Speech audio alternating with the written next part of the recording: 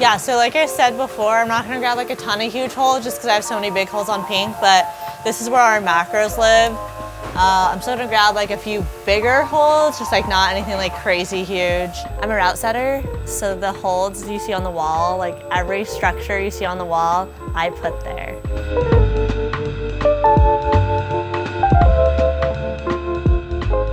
In 2011, when Poplar opened, the climbing scene, it was really at this moment where it was changing. It was everything from the setting to the size of the walls, like all of it. There was so much room for innovation and creativity. Really, in my mind, Bouldering Project was the first people to sort of make that happen. I'm Chris Potts. I'm one of the co-founders of Bouldering Project. Well, really, this was Andy's idea. Andy's my co-founder. Andy and I are both from Seattle. We love it here, and we just felt like there was a need to do something cutting edge for Seattle. Walking in, it just kind of felt like you were getting a glimpse of what the future of climbing gyms would be. There were details you noticed, that there was no tape, that there were, all of a sudden there was this idea of circuits, the grades weren't first and foremost. Everyone who made this was rooted in the sport and in the community, and like they kind of made it for themselves. Well, the thing about climbing is it's like wildly addictive. And you know, I'm 26 years into it, and I'm in this really amazing way, still as inspired as ever. I started climbing in my early 20s. What about you? I've been climbing since I was 2, right? I mean, I think when I started climbing, I had just moved to Seattle. When I was younger, I kind of thought that I couldn't be good at sports. And then when I found climbing, I finally was like, oh wait, like I think I'm kind of good at this. There's something about the movement and the contortion that just, I don't know, it scratches some sort of itch. I'm not warmed up at all, so we'll see. It's gonna be good. And I'm 3 days on now.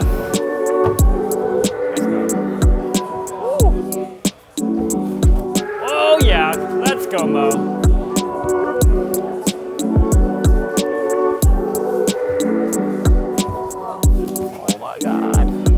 That was so sick. Thank you. Yeah, that's where I've been getting stuck. I do think that for me, the best feeling of climbing is that feeling of thinking that something is impossible and then you do it.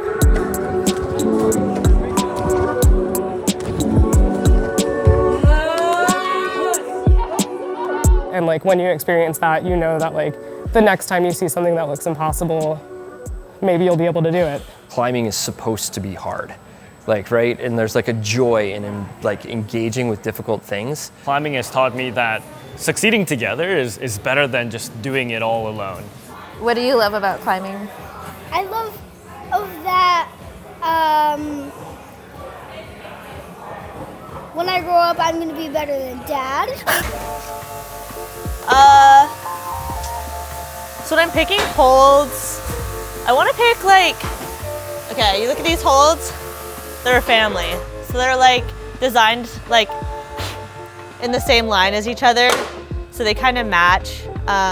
So aesthetics wise, I want to pick things that like either in the same family or like look nice with that family, but I don't want to pick just that family, because if I only use the same holds in a hold set, it can often feel like kind of repetitive and boring. So I want to like kind of pick a family and then like add some like extended cousins and like distant relatives as well. So yeah, these like are the same family, and then this is like a different family, but I'm like picking to put these like families together like they just got married.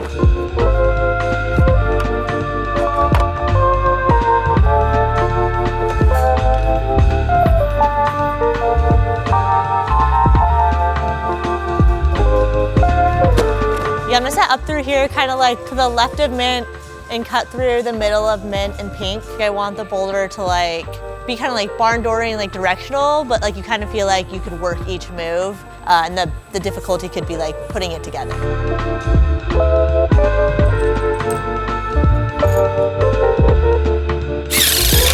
I literally just think about like what's the next cool thing that I think I want to do out of that position. I'm thinking maybe like a little rose move or something. When we're setting the route, we have like intended movements we want. So we go through this process of trying to make sure that like our intention really shows through, and that that's kind of like the path of least resistance.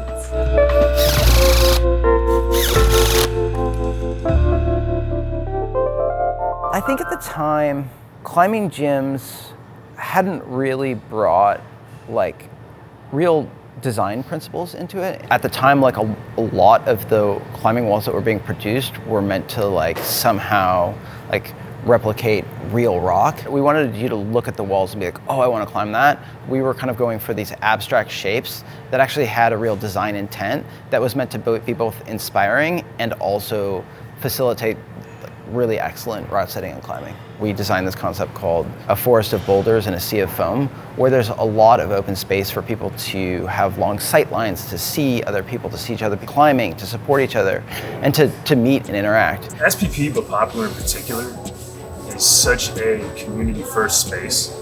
Everything about this space, this gym, is very welcoming and warm, regardless of ability, skill level, experience, what have you. I was new to the city and being almost given this huge gift of a bunch of like-minded people that all want to work really hard towards the same thing that I think is super cool. One of the nice things about climbing is that you can kind of just make friends with whoever's here and around and happens to be projecting something similar. I do think there is something inside of our community where it's almost like we all respect each other because we've all sort of accepted some challenge in our life. Which route are you trying, August? The orange. Are you gonna crush it? It's a big, big jump. Yeah, I know.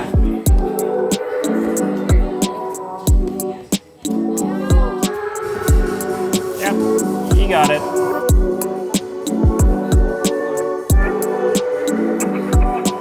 One more boot. There you go. Come on. Yamo, come on. Yamo, come on. Yamo! Ah! Yeah, come on. Yes! Let's go. Come on, everything. Come on, Mo. Yes, Mo! Let's go. Got it. Oh! Wall's really tall. This like tip is like 18 feet. For the walls that are really tall, we try to set like the top move to not be absolutely insane because like everyone's scared, like I'm scared. Wow, it's already really hard. It's perfect.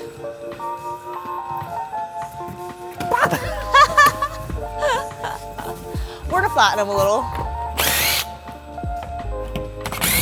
As climbing has exploded over the last 15, 20 years, I think what has come with that is an opportunity for so many people who, may not have seen themselves doing a sport like this because they never saw anybody that looked like them do it. I think it's important to bring people along. I feel a responsibility because of all that these sports and endeavors have given me. I feel a responsibility to bring people along. One of the hardest things to do in this life, and one of the most rewarding, is to actually see yourself in other people. And so like if you're starting out on this journey, is like don't be afraid to imagine yourself as the person that is doing really hard things. And if you're the person that's doing really hard things, don't forget to remember that you started out as the person that was just taking those first steps. Keep that foot, Yeah, and then I thought like Hopefully. gassed on into the crimp. drop into this thing, okay. Yeah, and then like maybe wrap like the top side of the volume. And then and come pop around. Out, yeah.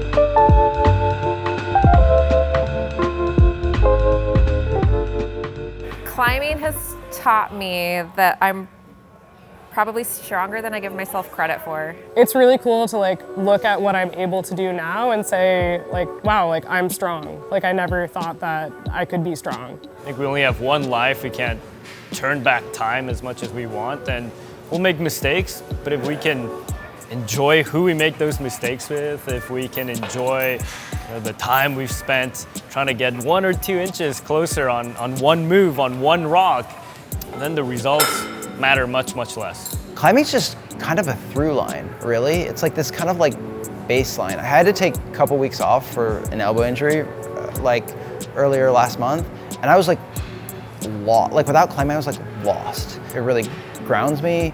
It connects me physically to my body. It connects me to my community. Yeah, climbing is just like the through line for life. Yeah, I'll be climbing forever.